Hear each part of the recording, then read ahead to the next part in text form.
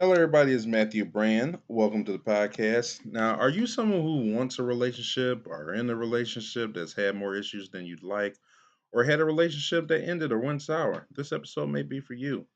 Now, I'm going to explain this in a way where I feel like anybody with a job can understand. Now, it's just a metaphor. I'm not saying a relationship is a job, but the reason I'm using the job is because people seem to be less offended if the same dynamics were in a job. So, I'm going to break relationships down to three major dynamics. Now, there's way more than this, but I think these three major ones are some of the real reasons that relationships end or go sour in modern days.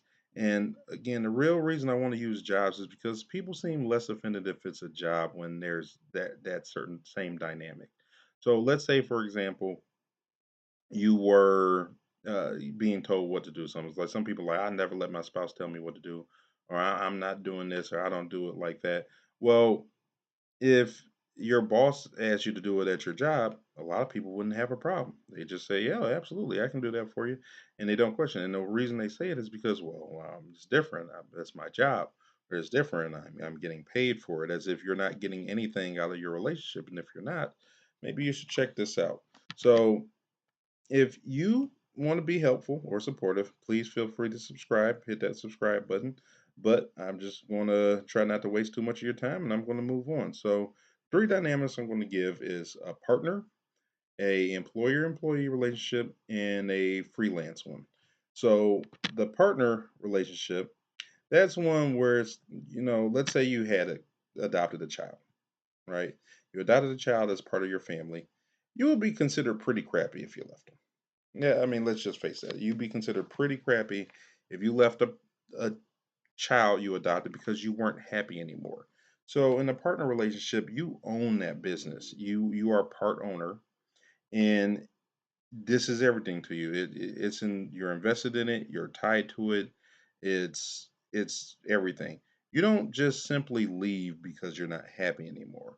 There has to be some really extreme cases. We can all name a couple of really extreme cases, but there has to be some really extreme cases for you to just get up and drop everything and leave.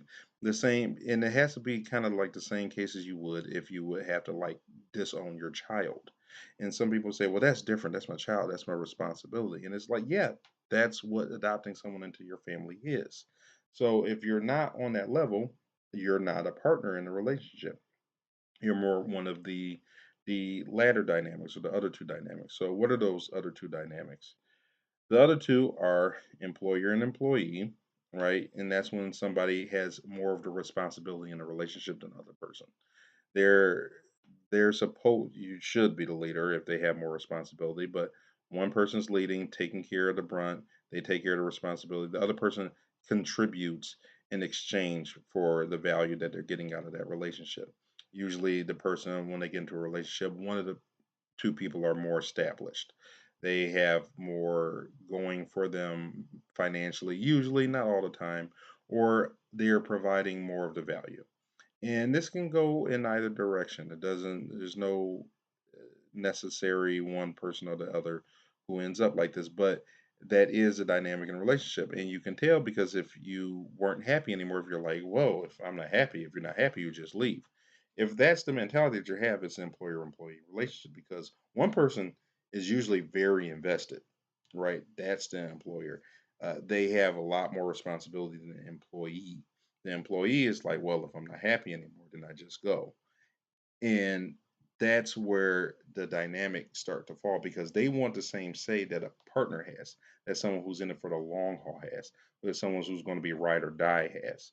They want that same dynamic. They want that same level of I don't want to say power, but in essence, yeah, they want the same power. Like it's like an employee wanting to have all the control that that the owner has without having any other stakes in it. And that's why a lot of these relationships turn sour because it's somebody who's trying to sell their cake and eat it too. The next one is going to be a freelance, and that's when someone is they're very low on the list of priorities. There's almost no commitment to it. They do the work, they provide value. It's not that they don't. That's what freelance workers do.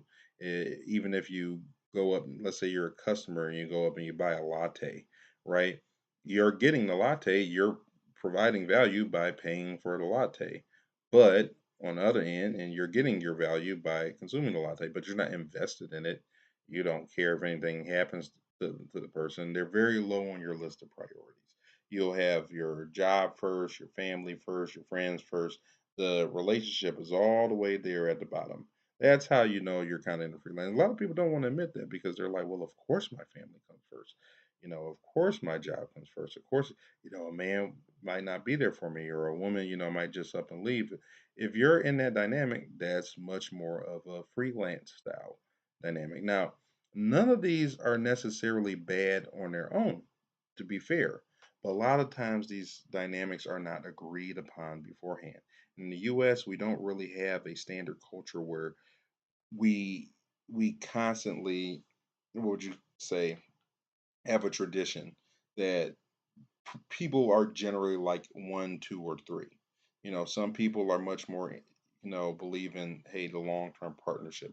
Some people much more believe in the employer employee, and some people much more believe in the freelance, but we don't acknowledge them, and you know, we want some of column A and some of column C. And that's typically not fair to the person that we're involved in. We also have the should and shouldn'ts, and that's also like kind of toxic to a relationship in general, even though we don't acknowledge it because we say, well, that person's supposed to do this or they're supposed to do that. And should and supposed to are just ways to dismiss the value that somebody else is bringing into that because it's a self perceived notion. Even though, yeah, maybe your friends may also believe that someone should or shouldn't do something. But unless you both agreed upon that's how it should be, then it's not going to go smoothly because mainly you're just projecting onto somebody a list of responsibilities that that even though you may be getting value out of it, you don't have to acknowledge you're getting value out of it. Yeah, I think there was these memes on the shorts or reels or whatever you call them where people were saying, "Yeah, as you should, as you're supposed to, or whatever." Yeah, I think it was just kind of rage bait, to be honest. But it's really no different. You're just saying it in a different manner. Now, if it was you said, "Hey, we agreed on this," now there's a level of, excuse me, level of accountability that you have that really pertains to relationship. And yeah, you're not forcing somebody, but you can at least kind of hold them to something because yes, this is the dynamic that we agreed upon, and you're not fulfilling it. So if you believe that this is the way a lot of these dynamics work, please let me know in the comment section. Or if you have any other dynamics or reasons you think a lot of relationships aren't going the way that they should in this modern day, please leave in the comments. Let me know what you think. But I think these dynamics, having them set beforehand and putting, even if you don't have a relationship yet, putting it out there, this is the type of dynamic you want, you actually get better results because people who know what you're looking for will know exactly what type of person you are. And there's very often, even if you think, hey, people don't like this type of dynamic, there are a lot of people who want exactly that type of dynamic. You just have to be okay fitting. You can't have your cake and eat it too. You can't give the level of commitment of a freelancer and expect the same level of commitment as a partnership. There's so many situations I can remember where you'd have somebody who's like, "Oh, this person's way on the bottom of my list of priorities." They'll answer the phone when their mother calls. They'll answer the phone when their job calls. But when their significant other calls, when their spouse or their relationship or whatever, when that person calls, they're like, "Oh, I'll get to it later. I'm busy." That's not the same level of commitment or responsibility. So, hey, let me know what you think. But otherwise, thanks for tuning in. I appreciate you. If you agree with any of this or you want to be supportive, hit the like, subscribe. And if you have any other thoughts or something you want me to talk about next, please put it in the comment section. Otherwise, peace out.